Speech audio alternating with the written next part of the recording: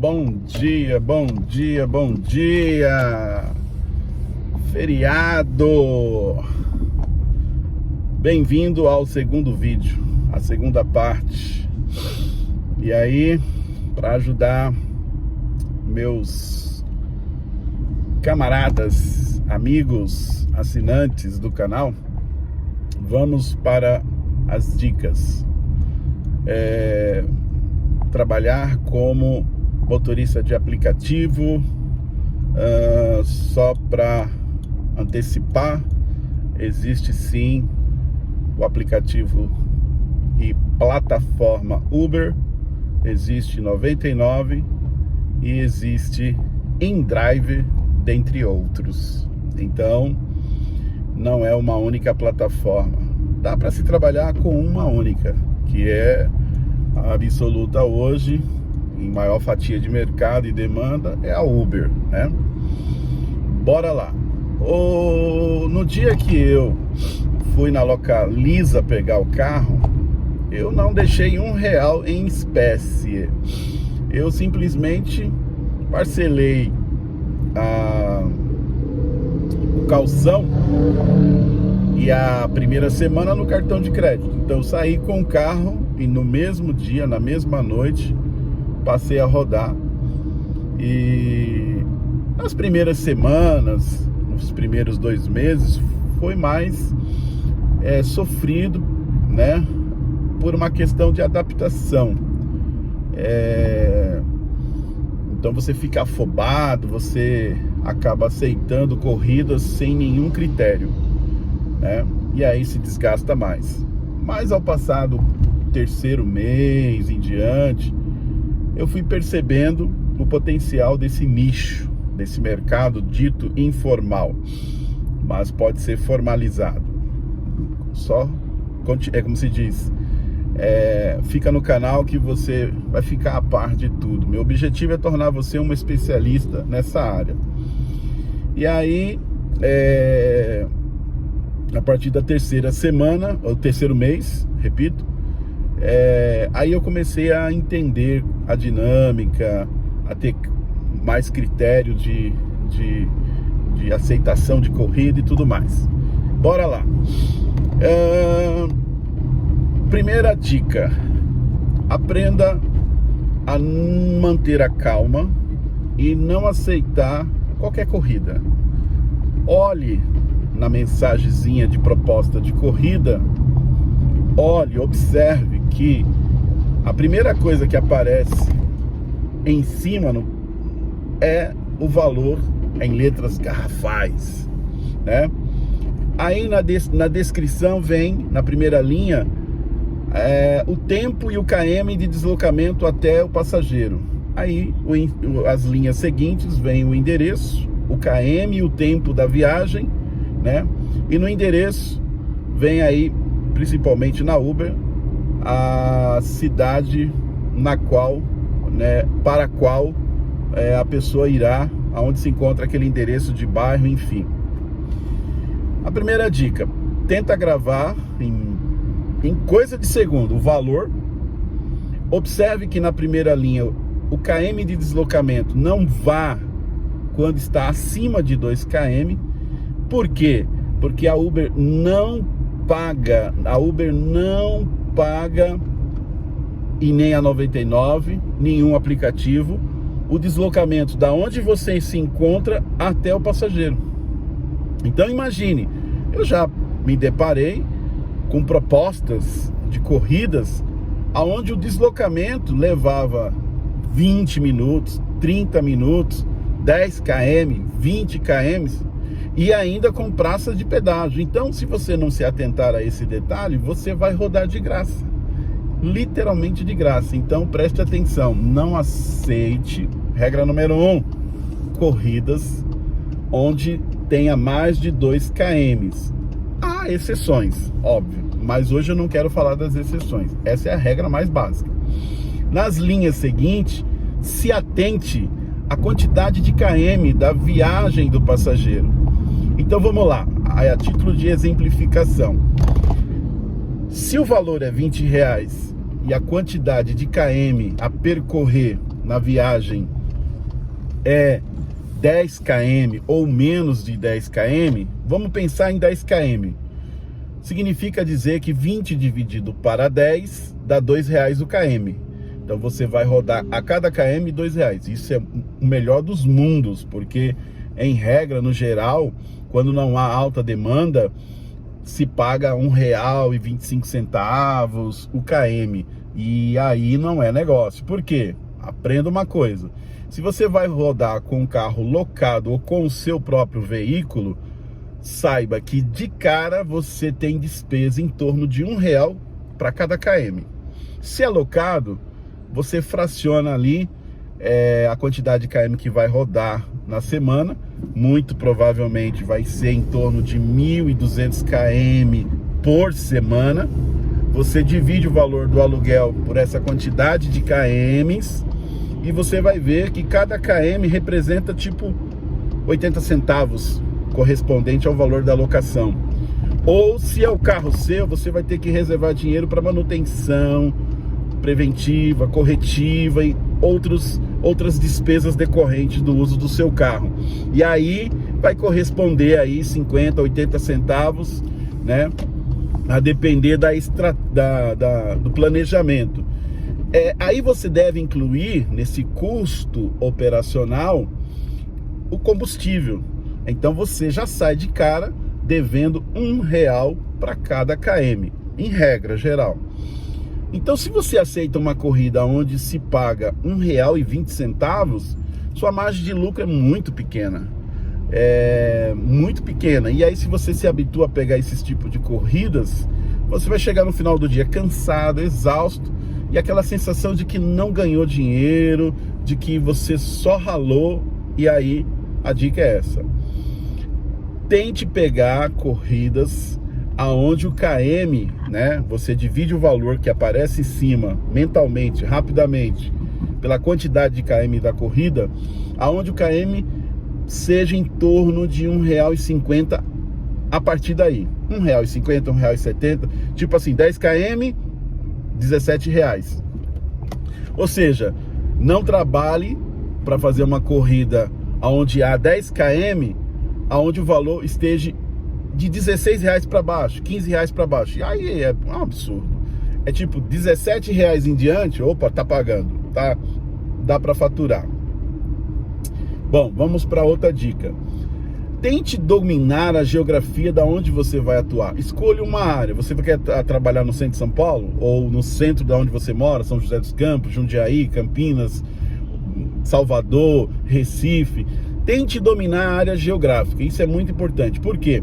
Porque o Waze ou o Google Maps não é tão preciso na análise da mobilidade urbana. Isso eu vou falar um pouco mais adiante, só estou antecipando alguns argumentos. Então, na configuração do aplicativo Uber, por exemplo, coloque lá na navegação, né, nas configurações, para navegar com, de preferência, o Waze.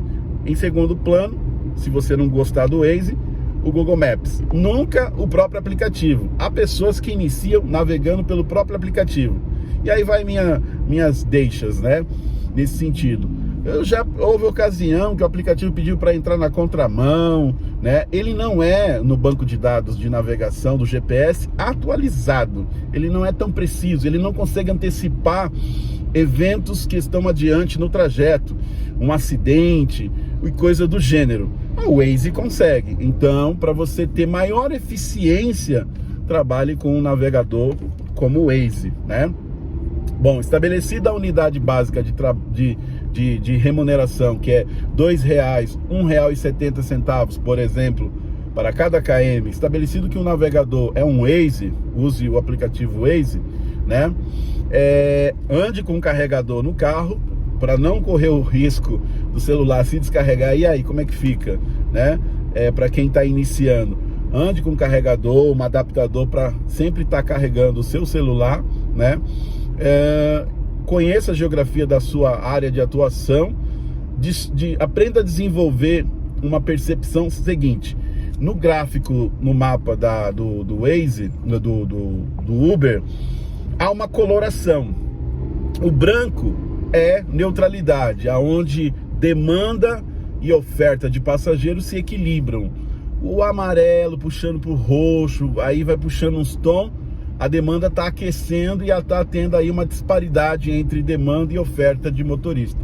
O vermelho lilás, roxo, super vermelho ali, é demanda alta. É importante entender isso porque em dada demanda equilibrada, mapa branco, você tem que desenvolver sua estratégia, né? Qual o valor mínimo que você aceitaria uma corrida? Em demanda aquecida, aí esse valor tende a subir. Por exemplo, se eu estiver numa região de alta demanda, eu jamais vou pegar uma corrida com 1 km sendo pago menos de R$2. É de R$2 para cima. Eu não vou pegar, porque tem o fator trânsito e tempo que vai atrapalhar, né? Então aprenda a entender. Depois eu entro em maiores detalhes. Aprenda a entender a leitura do gráfico do mapa. E aí a jogada, uma dica, é se antecipe. Se naquela região que você já domina, a partir daquele horário surge a dinâmica, esteja ali antes de surgir a dinâmica, porque aí você vai ser um dos primeiros a escolher as melhores corridas. Não perca esse time, né? Para quem não conhece, trabalhou no final do dia, você pode fazer um Pix, uma transferência para sua conta. Não existe essa de ficar sem receber. Trabalhou, recebe, né? Aí nas configurações lá, quando colocar seus dados, coloque lá uma conta bancária, né, onde você possa movimentar o seu dinheiro. Estabeleça metas, né, alcançável, né? Então, se você trabalha após o expediente, qual que é a sua meta? Não diria quantidade de horas, mas meta de valor. Sua meta é R$100, R$200 após o expediente, né? E aí, se você trabalha o dia todo, qual que é a meta? R$300, R$400, R$500? O mais importante é saber separar custo operacional, que envolve o veículo locado ou próprio, né? Combustível, né? Lanche, um cafezinho aqui, um almoço ali. O custo operacional, né? Da margem de lucro. Então não se iluda. Eu faturei R$400, mas qual foi o custo operacional? Quantas horas você esteve a campo circulando? Aprenda a fazer os cálculos, né? Aprenda a filtrar essas coisas. E minha dica final, para esse vídeo não ficar tão longo, não pegue viagens para longe onde o valor é baixo. Pense sempre assim: haverá continuação? Para onde eu estou indo? A região vai me dar continuidade, né? Por quê? Eu já peguei viagem para Santos, para vários lugares, onde eu tive que voltar vazio. Então raciocina comigo: o custo de ida é o custo de volta. Se eu ganho apenas R$2 o km, né? Digamos que eu rodo 100 km, ganhei R$200. Tá, mas se eu voltar vazio, aí como é que fica? Eu vou custear 100 km de volta, né? Além do fator tempo, que você fica muito tempo à disposição do passageiro. Corridas com KMs muito alto, só quando o valor é muito atrativo. E aí, geralmente, tem que ser um Comfort, um Black. Geralmente o X não oferece um valor tão atrativo, né? Caso tenha dúvida, no rodapé, externalize aí as suas dúvidas e eu vou tentar atender, resolver, responder. Tem muita coisa para falar, né? Tem muita coisa para falar sobre esse nicho. Hoje existem muitas mulheres trabalhando como motorista de aplicativo, homens, pessoas que trabalham para complementação de renda ou como renda principal, enfim. Vamos que vamos. Vou dar continuidade à questão lá que eu havia dito sobre a natureza ontológica do pecado. Essa questão ela é o epicentro, o ponto-chave para entender muitas coisas da vida religiosa das pessoas, para entender a Bíblia, né? Vamos lá. Eu quero falar por analogia hoje, dar exemplos. Bora lá. Lúcifer, sendo ele hipoteticamente real, uma entidade, não, um ser fático no sentido de que realmente existiu, vamos por essa psicologia. Lúcifer, ele não era ontologicamente pecador. Ele não era rotulado como os crentes, os religiosos rotula aqueles que não frequentam uma igreja de, olá, o pagão, o inconverso, o pecador, e esses adjetivos pejorativos que diminuem o ser humano, né? Lúcifer era Lúcifer, um anjo de luz, um arcanjo com uma proximidade com a divindade muito privilegiada, né? Um ser dotado de qualidades inimagináveis, né? Dotado de uma natureza angélica, por assim dizer, né? Enfim, Lúcifer, segundo a perspectiva teológica tradicional, houve uma ocasião que ele se rebelou contra o Criador. Ele decidiu iniciar um movimento contrário ao projeto original da sua criação, né? E nessa rebelião ele veio a ser Satanás, veio a ser Apolião, veio a ser o grande dragão, veio a ser toda a mitologia construída em cima dele, né? O Satanás, o diabo e daí por diante. Ele não era, ele veio a ser, né? Ele passou a ser a partir da queda. Adão, quando foi criado, representando a humanidade, o ser humano, Adão é uma pessoa igualmente nesse status, ser humano. Não tem, é uma neutralidade moral. Não existe essa de perfeição, de mais justo, mais íntegro, mais virtuoso ou coisa do tipo. Adão era Adão, ser humano, né? E quando Adão caiu ou foi expulso do Éden, ele não deixou de ser Adão. Ele não deixou de ser um ser humano feito à imagem de Deus. Não se pode especular, ele veio a ser pecador. Não se pode especular. Gênesis, o livro, não dá essa abertura, né? Essa doutrina da depravação do ser humano é um construto filosófico, é uma verdade intersubjetiva validada dentro de um círculo fechado, né? Que é um movimento religioso. Então é como se dissesse assim, é uma verdade para os calvinistas, uma verdade para os metodistas, os luteranos, é uma verdade para aquele grupo religioso, verdade para eles, né? Que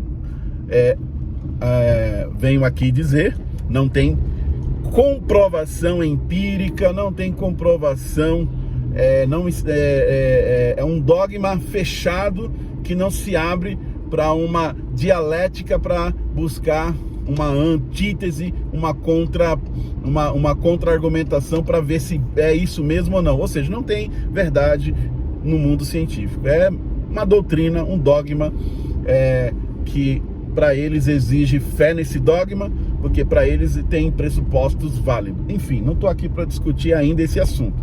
O que eu estou dizendo aqui hoje, por analogia, por comparação, é que Judas Iscariotes foi discípulo de Jesus, andou com Jesus, comeu com Jesus, dormiu ali junto com os discípulos, era um discípulo próximo, tesoureiro do colégio, do grupo apostólico. Judas Iscariotes, ele era um ser humano qualquer. Agora, por as suas razões revolucionárias, de se decepcionar com o Galileu, o profeta Nazareno, ele acabou traindo o mestre, vendendo o mestre, né? E lá na frente, segundo o relato bíblico, se suicidou, tirou a sua própria vida. Pois bem, Judas, no texto bíblico, veio a ser, digamos, um diabo. Ele veio a ser um traidor, ele veio a ser um suicida. Ora, ele não era. Ele não era. Então, mesmo você refletindo os exemplos bíblicos, você percebe que a questão do pecado é algo que poderá ser desenvolvido, né? É um processo de autocorrupção, autodegeneração. É um processo que, quando está em níveis baixos, é corrigível, digamos, pode passar por uma terapia, né? Mas quando a pessoa mergulha nesse processo, se entrega, ela poderá vir ser um Satanás, vir a ser um Hitler, um Adolf Hitler. Ela poderá ser alguém maligna, né? Ela poderá ser alguém em que não era o seu ser original, né?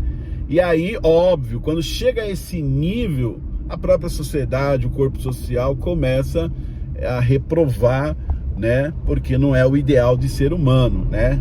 Não é o ideal de imagem de Deus. É uma imagem que foi, em dado processo, corrompida, né?